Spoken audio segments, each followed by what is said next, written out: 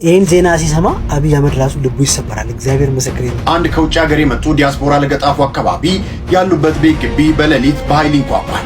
ከእንቅልፋቸው ተነስተው ወደ በሩ በመጠጋት ማን ነው ሲሉ ይጠይቃሉ። ከውጭ ሆኑ ያንኳኩ ሰዎችም ከፌደራል ፖሊስ ነው የመጣ ነው፣ የፍርድ ቤት ማዘዣ ይዘናል፣ በሩ በአስቸኳይ ይክፈቱ ይላሉ። ፖሊስ ሆኖ ከሌባ ጋር ሲተባበር ለየትኛው አካል ነው ሄዳችሁ የምትጨውት? እግዚአብሔር ምስክሬ ነው።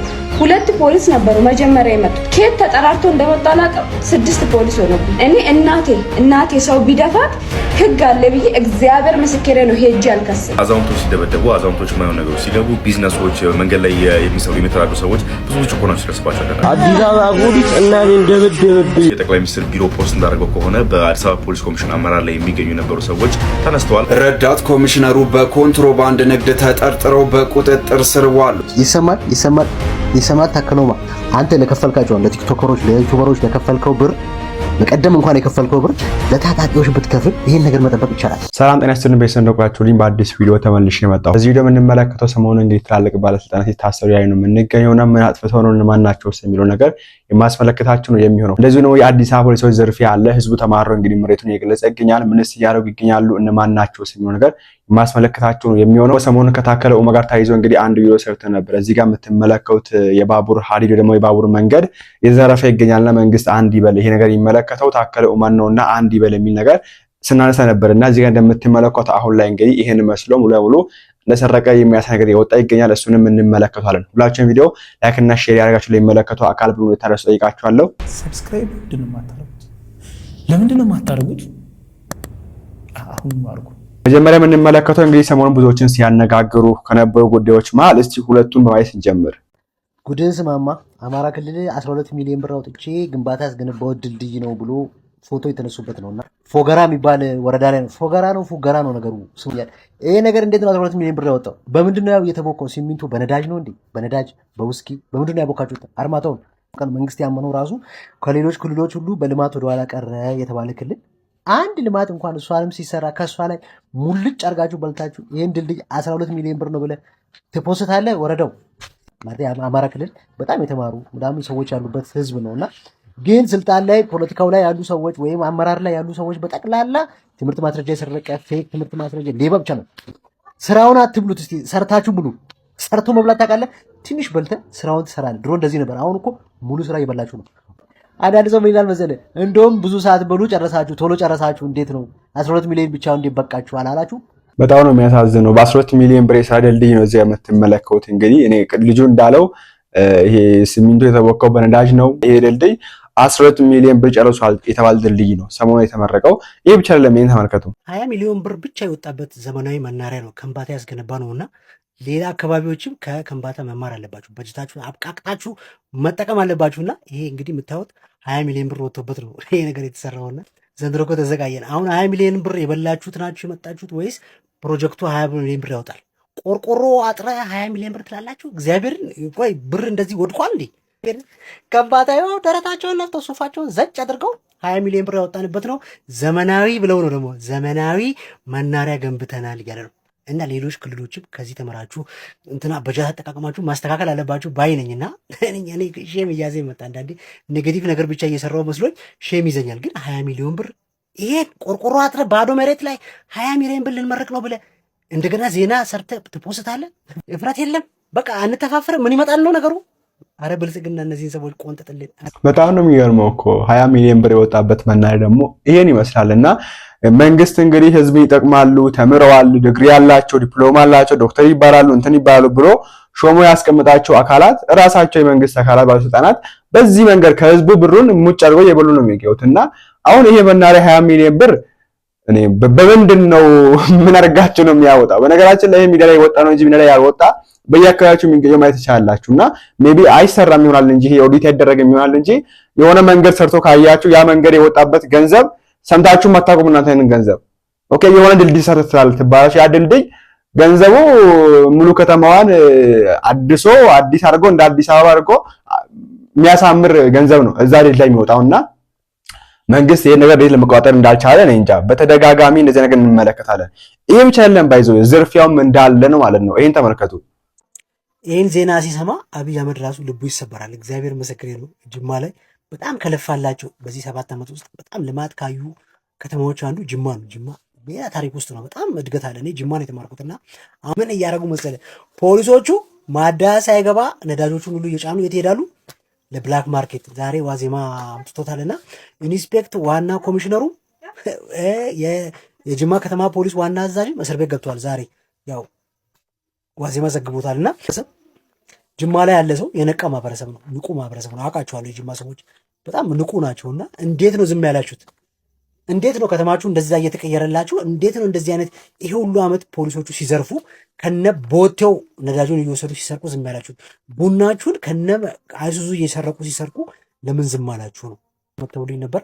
ዛሬ ደስ ብሎኛል። ኢንስፔክተሩ የከተማው ፖሊስ አዛዥም ምናምን የወረዳዎች ሁሉ አልቀሩም አሉ ተጠቅልለው እስር ቤት ገብተዋል። በየአካባቢያችን ላይ ያለ የፖሊስ አመራር ድጋፍ ካላደረገ ነዳጅ ማጭበርበር በጣም ከባድ ነገር ነው። እግዚአብሔር ይስጥልን። በነገራችን ላይ ተባብራችሁ የሆነ አካል እያወቀ በተወውቅ ካልሆነ በስተቀር ቦቴ የሚያክል ነዳጅ እንዴት ይሰረቃል? ይሄን የሚያክልና በተወውቅ ይደረጋል። ወደሞ አብዛኞቹ በዚህ ውስጥ የሚሳተፉ ናቸው በዛ አካባቢ የሚገቡትና መንግስት እርምጃ መውሰዱ ወይ ደግሞ የበላይ አካል እርምጃ መውሰዱ ይበል የሚያሰኝ። ሰሞኑን እንግዲህ አዲስ አበባ ላይም እታችንን ስሟት ፖሊስ ሆኖ ከሌባ ጋር ሲተባበር ለየትኛው አካል ነው ሄዳችሁ የምትጮት? እግዚአብሔር ምስክሬ ነው። ዛሬ ምን አጋጠመ? መገናኛ ኦርደር ለማድረስ በዛው ከባንክ ብር ለማውጣት ሄድኩትና ከኪሴ ስልክ መስሎት ዋይፋ ወሰደ ሌባው። ከዛ እኔ ራሴ ሮጬ ተቀበልኩትና ሰዎች እዛ ምናምን መቱት። እኔ ወደ ባንክ ገባው። ከዛ ማነሽ ነው ምናምን አለኝ። ወጣሁት። ከወጣው በኋላ ምን ተፈጠረ? አይ እንደዚህ ዋይፋይን ወስዶ ነበር ግን ተቀብዬዋለሁ አልኩትና በቃ እኔ መሄድ ፈለኩት። እነጀርስ እንዴት ነው ከየት ነው የወሰደ ስሉ ኪሴን ክፍት ሳረግ ብር አለ ከላይ። እግዚአብሔር ምስክሬ ነው። 2 ፖሊስ ነበሩ መጀመሪያ የመጡት። ከየት ተጠራርቶ እንደመጣ አላውቅም። 6 ፖሊስ ሆኖብኝ። ከዛ ልጁም ፒስ ሆኖ ያወሩታል። እኔን ብር ስጭኝ የሚሳ እኛ እኮ እዚህ ምን ቆሞ ለዚህ እግዚአብሔር ምስክሬ ነው። ማገናኛ ደራርቱን ጻፈለፊት ደራርቱን ጻልኩት መተባበር የትኛው አካል ነው ታዲያ? አሁን ለምሳሌ ተሰርቀን የትኛው አካል ጋር ሄደን ነው በስነ ስርዓት ሌባ የሚይዝልን? እኔ እናቴ ሰው ቢደፋት ህግ አለ ብዬ እግዚአብሔር ምስክሬ ነው ሄጄ አልከስም። በቃ አልቅሼ ብዬ ለመኖር ፈልጋለሁ። ሰው እንዴት ተሰርቆ ከሌባ ጋር ፒስ ሆኖ ምናምን ከኔ ብር እግዚአብሔር ምስክሬ ማታ ነው ድሬ ሊሄድ ነው ባቡር ሊያመልጣኝ ነው ብር ይዣለሁ እጄ ላይ ስልክ ይዣለሁ። ፈራኋቸውላ ፖሊሶቹን ራሱ ፈራኋቸው። እጄ ላይ ያለው ስልኬና ብር ድጋሚ ወስዱብኛል ብዬ ፈራሁትና ከዛ ብር ስሉኝ እጄ ላይ የለም። ይሄው ባንክ ገብተሽ አውጪ አሉኝ። እግዚአብሔር ምስክሬ ነው። ከዛ እዛው ተቀምጬ ካወጣሁት ብር ላይ አስቤ ብር እንደማወጣ ባንኩ ስለረጅም ሰዓት ተቀምጬ ከዛ ለ1000 አወጣሁት። ፈራሁ። ቤት እስክገባ ተንቀጠቀጥኩት። እግዚአብሔር አድርሱልኝ። መገናኛ አካባቢ ለሚሰሩ ፖሊሶች ከአንድም ከ8 በላይ ፖሊስ ነው መጥቶ ብር ስጭኝ ያለኝ አንቀን። እኔ የተሰረኩት የተጠየኩት ብር ግን እኔ አይግ አለን እኮ የአዲስ አበባ ፖሊስ ጀምር የሚሆኑ ራሱ ለመደብደብ ብቻ መሰለኝ። አላቅም እኔ ሁሉም አይመለከትም። ነገር ሰሞኑ የወሰዱት እርምጃ ይበል የሚያሰኝ ነው። ነገር ግን እኔ አላቅም። የአዲስ አበባ ይሄ ሚኒሻ የሚባለው ፖሊስ የሚባለው ስራው የታዘዘው መንግስት አርገሚው ሌላ ነው፣ እሱም ያደርገው ሌላ ነው። በዚህ መንገድ እንግዲህ አሁን ሴት ልጅ በዚህ መንገድ ገንዘብ አጭሎ ማሰቃየት ያለ ምንም ሳያግዛት ለዛው እብን ቢያግዛት ራሱ የሚከፈለው ደሞዝ እኮ ከዚሁ ሰብስቦ የሚወጣ ግብር እኮ ነው።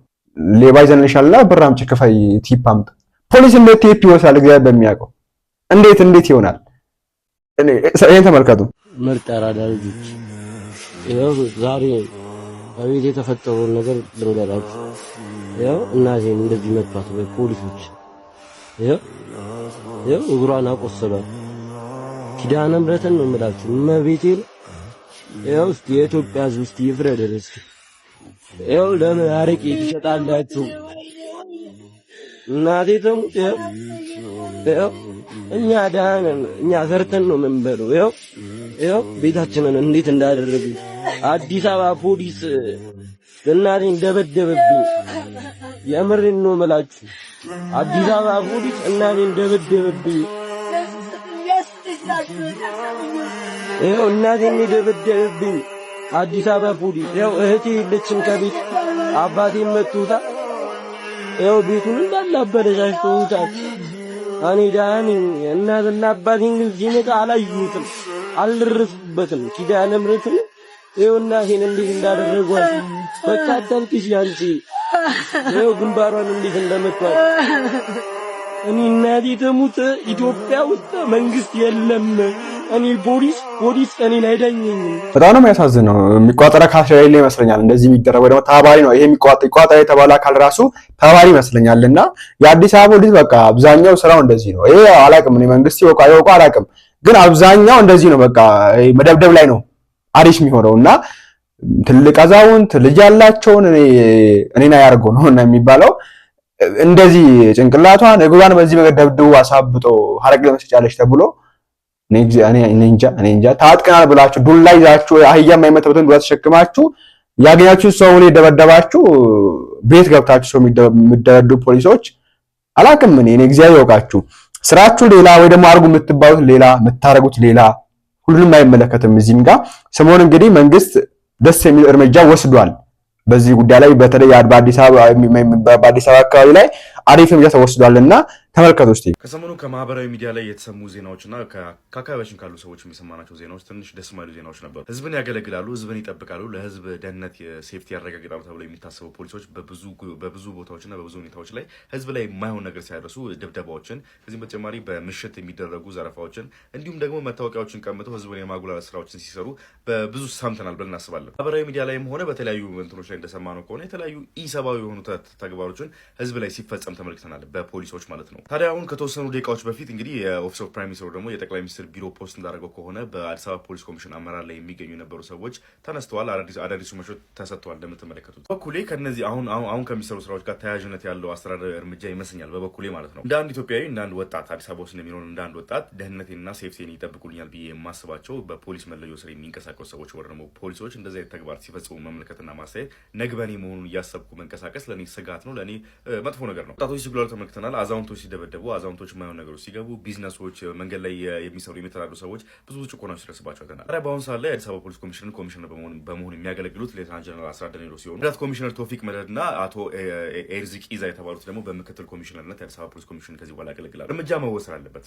ፖሊሱም ላይም አመራር ላይም እርምጃዎች መወሰድ አለባቸው ብዬ ነው የማስበው። ላይ ያሉት ወር ደግሞ ሜን የሚገኙትን አካላት ብቻ ሳይሆን ከስርም ድረስ ወርደው በየጣቢያው የሚገኙትን እንደዚህ በሙስና የተሰገሰጉ ወር ደግሞ በክፋት ብዙ ነገሮች ህዝብ ላይ የሚያደርሱ ተነሳሽነታቸው በማይታወቅ ሁኔታ ህዝብ ላይ እንደዚህ መጉላላትና መጥፎ ነገር የሚፈጽሙ ሰዎች እያንዳንዳቸው ጋር ደርሶ ሁሉም የቅጣታቸውን እጃቸው ማግኘት አለባቸው ብዬ አስባለሁ። እናንተም ላይ እንደዚህ ነገሮች ችግሮች ሲፈጠሩ ፖሊሶች ከእናንተ ላይ መጉላላት ሲፈጽሙባቸው ደግሞ ስትመለከቱ እንደዚህ የተደረገ ቢባሉ ሲሰሙ ሪፖርት ከማድረግ ሶሻል ሚዲያ ላይ ቢሆንም ማለት ነው ሪፖርት ከማድረግ እና ድምጻችሁን ከማሰማት እንዳትቆጠቡ። ፋይናሊ ድምጽ በምታሰሙበት ሰዓት ነው ቼንጆች መምጣት የሚችሉትና ድምጽ አሰሙ፣ ማንም እንዳትሰሙ። ታንኪዩ በጣም እኔ የምለው ይሄን ነው። ድምጻችሁን አሰሙ፣ ይዛችሁ አትቀመጡ። እኔ ሜቢ ከላይ ያለው አካል ተባባሪ ሊሆን ይችላል፣ ላያቅ ይችላል፣ አይታወቅም። ሲበዛበትም እርምጃ ሊወስድ ይችላል። ድምጻችሁን አሰሙ። እንግዲህ በዚህ መንገድ በሰሞኑ በአዲስ አበባ ላይ ፖሊሶች ሲቀየሩ ነበር፣ ደግሞ ከበላይ የሚገኙ አካላት ሲቀየሩ ነበር። ሌላም ኬዝ ነው ብዬ አስባለሁ። የተቀየሩበት ያው ይሄ ብቻ ነው ብዬ አላስብም። ወይ ደግሞ በዚህ ኬዝ ነው ብዬ በዚህ ልክ ለህዝብ ተጨንቆ ነው ይቀየሩት ብዬ አላስብም። ያላምንም እንደዛ ብዬና ኤኒዌይስ ህዝብ እንዴት እንደሚያውቅ እኔ ሰሞኑን የሰማሁት ደግሞ ያነበብኩት ነው። አይ ቲንክ አምዱ መሰለኝ ያየሁት ነገር አለና እንደዚህ ማታ ትንሽ ሁለት ሶስት ሰዓት አለፍ ካለባችሁ ይመጣሉ። ምን ይሻባላሉ ወይ ደግሞ ፖሊስ ነው ይመጣል። አዲስ አበባ ውስጥ ነው ይከናወነው። እንግዲህ ይመጣል፣ ስልክን አንተ ትባላለህ፣ ሰጣለህ፣ ስልክ ይፈተሽና ነገ መልስላል ትባላለህ። ያው አንተ የዛን ጊዜ ፍራ ስለነበረብህ ትሄዳለህ። እሺ በቃ ነገ እዚህ ቦታ ወጥተው ትባላለህ፣ ፖሊስ ጣት ትሄዳለህ፣ ስልክን ነገ ለመውሰድ አምሽታል። ስለዚህ ግባ አሁን ስልክን ፈተሽ ነገ መልስላል ትባላለህ። ፓስወርድ ከፍተሽ ትሄዳለህ አንተ። ከዛ ጧት ስልክን ለመቀበል ሀገር ሰላም ነው ብለህ ያው የመንግስት አካል ነው ምንም አይሆንም ብለህ ስትሄድ ስልክን ለወስድ መጣ። ማን የወሰደብህ? እንትና ደግሞ የለም እዚህ አይሰራም አይታወቅም ምናምን ትባላለህ። ከዛን እንዲያውም የፖሊስ ስም በማጥፋት በሚል ትታሰራለህ። እና እንደዚህ አይነት ስርዓት ነው እንደዚህ ነገር ነው ያን የምንገኘው። በዚህ እውነት የተፈጠረ ነገር ነው የምናወራው። በዚህ ጉዳይ ላይ የሚቆጣጠር አካል ቢኖር መልካም ነው ብዬ አስባለሁ። እንደዚሁ በፖሊስ ስም የሚሰራ ወንጀል ራሱ እንዳለ ሆኖ ማለት ነው። እሱ ራሱ እንዳለ ሆኖ አስቸኳይ የጥንቃቄ መልእክት ነው። ይህንን ቪዲዮ ሁላችሁም ሼር ተደራረጉ። አንድ ከውጭ ሀገር የመጡ ዲያስፖራ ለገጣፉ አካባቢ ያሉበት ቤት ግቢ በሌሊት በኃይል ይንኳኳል። ከእንቅልፋቸው ተነስተው ወደ በሩ በመጠጋት ማን ነው ሲሉ ይጠይቃሉ። ከውጭ የሆኑ ያንኳኩ ሰዎችም ከፌዴራል ፖሊስ ነው የመጣ ነው፣ የፍርድ ቤት ማዘዣ ይዘናል፣ በሩን በአስቸኳይ ይክፈቱ ይላሉ። በበር ስርም ይዘናል ያሉትን የፍርድ ቤት ማዘዣ ወረቀት ይወረውራሉ። በዚህም ጊዜ ከውጭ ሀገር የመጡ ግለሰብ ቆዩኛ እንደ ውሻ ላይ የተፈታ እሱን ልሰረው ልብስም ልደርብ ብለው ይመለሳሉ። ለጎረቤታቸውም ናውጣና ኢልኝ ሰዎቹን ብለው ይነግሯቸዋል። ይህም ባሉ ጊዜ ማዘዣ ይዘን ነው የመጣ ነው ይኸው ማዘዣው ብለው በበር የወረወሩ ሰዎች ከበር ላይ በፍጥነት ጠፉ።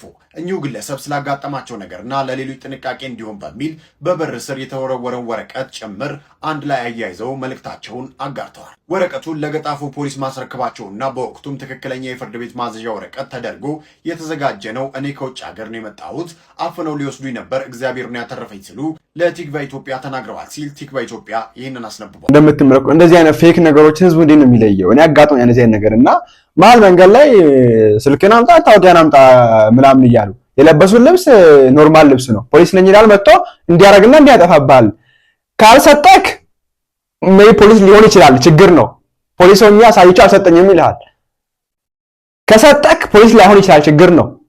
እና ህዝቡ ግራ ተጋባ። በተለይ አዲስ አበባ ህዝቡ ግራ ተጋብቶ ነው የሚገኘውና በተቻለ አቅም እነዚህ ነገር ፌክ ነገሮችን እና ሪል ነገሮችን የምንለይበትን መንገድ ብታዘጋጅ ወይ ደግሞ እነዚህን በዚህ መንገድ የሚያጭበረብሩ ሰዎችን ለይታችሁ ቅጣት ብትሰጧቸው እርምጃ ብትወስዱ ብታወጡ ለህዝቡ መልካም ነው ብዬ አስባለሁ። ይሄን ተመልከቱ። ሌላው እንግዲህ ሰሞኑን አንድ በዚህ ከባቡር ሀዲድ ወይም ከባቡር መንገድ ጋር ተገናኝቶ አንዱ ሰይችላችሁ ነበር። አንድ ወንድማችን የባቡር ድልድይ ሰረቅ ነው የሚገኘው መንግስት ዝም አይበል የሚመለከተው አካል ታከለው መስሎና እሱን ሜንሽን አድርገን ሰርተን ነበር ካስታውሳችሁ። አሁን ላይ እንግዲህ የወጡ የሚገኙ ፎቶዎች ቪዲዮዎች እንደሚያሳዩ ከሆነ እዚህ ጋር ተመልከቱት።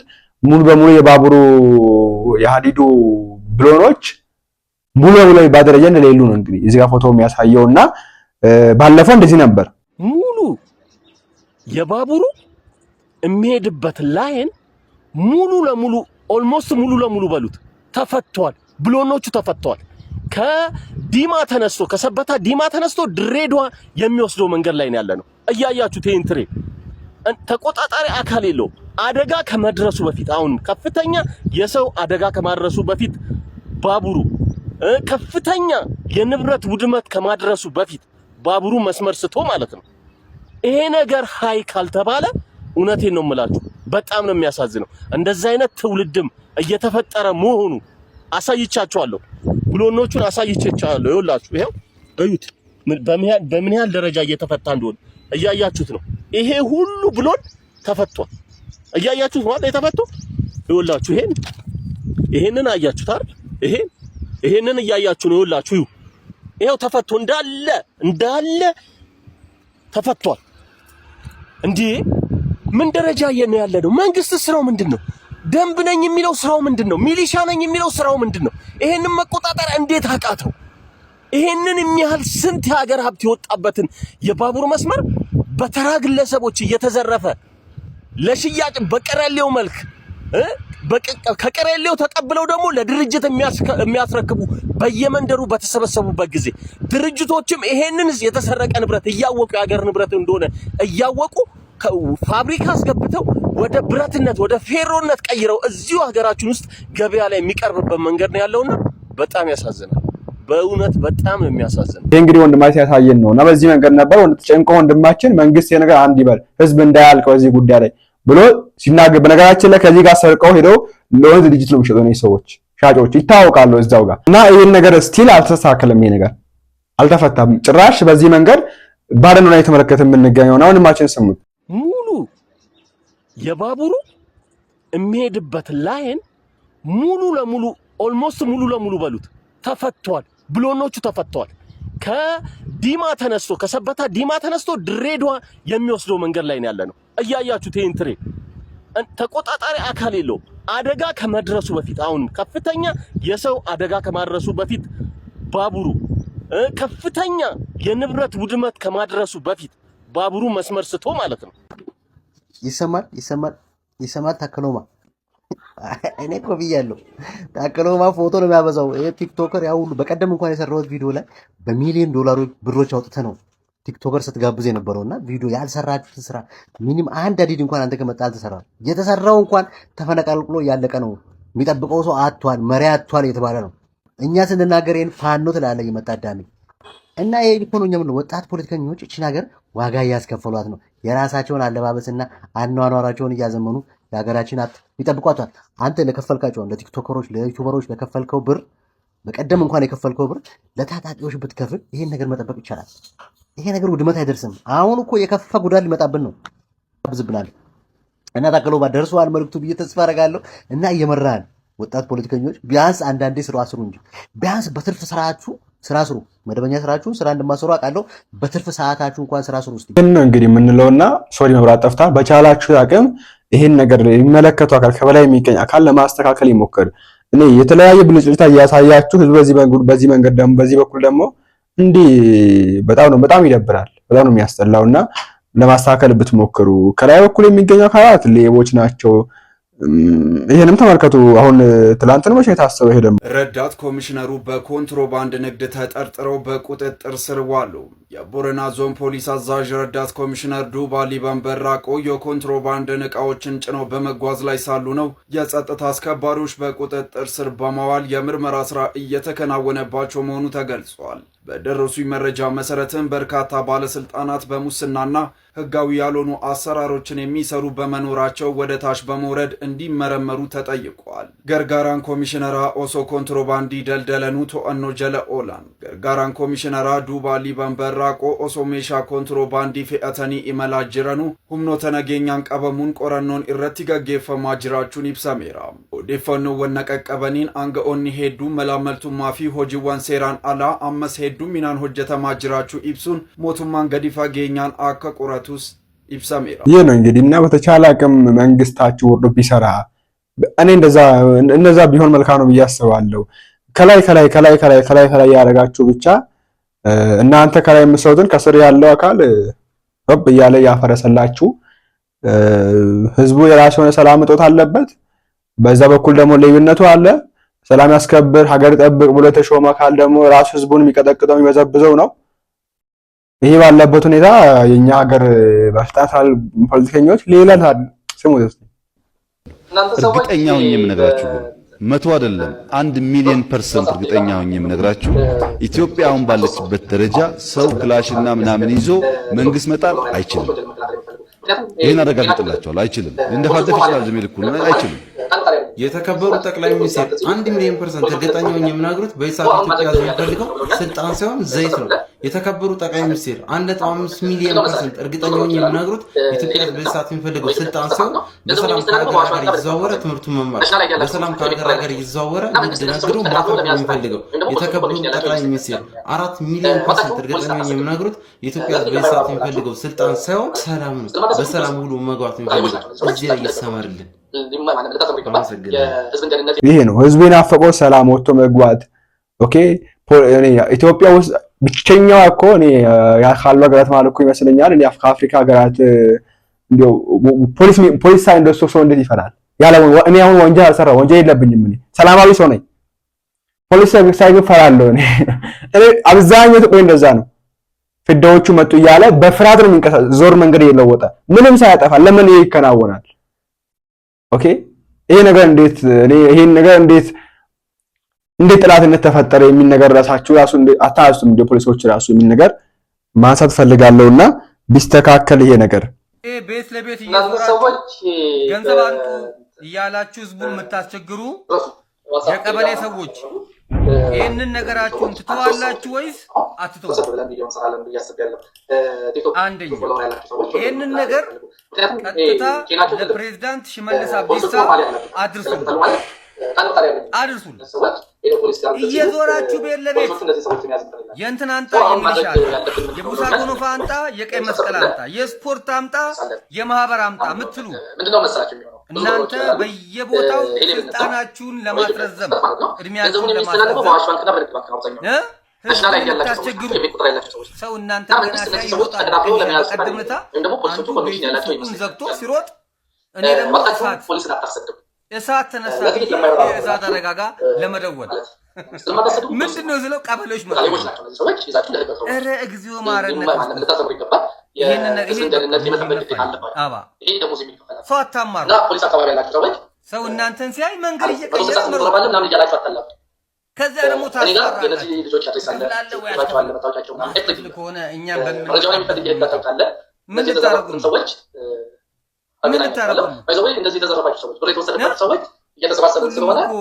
ድሃ ላይ ይበረታል መቼስ ታስፈራራላችሁ። አሁንስ ቢሆን እኮ ሞተናል እኮ ምን የሞተን ሰው ምን ልታረጉ እናንተ ባለ ጊዜ ናችሁ። መቼም አንድ ላይ ኦሮሞ ተጨፍልቆ ባለ ጊዜ ይባላል። እኔም እኮ አሁን እኮ ባለ ጊዜ እኮ አይደል ህዝብና መንግስት አምኖ የሰጠውን አደራ ለስሙ ከእናንተ ተሻልኩኝ ኦሮሞ ነኝ። ለዚህ ነው ማፈደልባቸው ያው እኔማ ባለ ጊዜ ይባላል ከእናንተ ጋር ወይ መንግስት ካልሆነ ለኔም ቀበሌ ውስጥ የሆነ ስራ ነገር ፈልግልኝ። በቃ እኔም ሸቀል በኋላ ተሰብስበን መፍትሄ ማምጣት አለብን ማለት ተሰቃየን እኮ ጎበዝ። በቃ እንደው ተው በቃ እረፉ በቃ እንደው ገንዘብ ሰው እንዲህ ዘይት መግዣ የለም። እኔ አሁን ዘይት መግዣ የለኝም። እንደውም የዘይት ራሱ ጎድሎብኝ አሁን እሱን ልሞላ ለወጣ በትበትልን ነው። አረ በቃ ተውን በቃ ፍቱ። እነዚህ ቪዲዮአችን ይመስላል። እንግዲህ በዚህ ጉዳይ ላይ አዲስ ነገር ካለ ይዤላችሁ ቀርብ ነው የሚሆነው። ይሄ ቪዲዮ የሰራበት ምክንያት መንግስት ሰሞኑን መውሰድ የጀመረው እርምጃ አጠናክሮ እንዲቀጥልበት ለማለት ያክል ነው እንደ ህዝብ እና ለዚሁ ደግሞ የተጎዳን ስለሆነ እንደ ህዝብ እንደምትመለከቱ ቪዲዮ ሳይተናል የተለያየ ችግር እየደረሰብን ስለሆነ በተለይ አዲስ አበባ አካባቢ ላይ መንግስት ከላይ የሚገኝ አካል እነዚህ መንግስት አካላት ናቸው እንግዲህ ባለስልጣናት ናቸው ከላይ የምትገኙ ይሄ ነገር መቋጠር የሚችሉ አካላት ትኩረት በሰው መካከል ማለት ፈልጋለሁ። በቀጣዩ እንመለሳለን። ቸር ቆዩልኝ።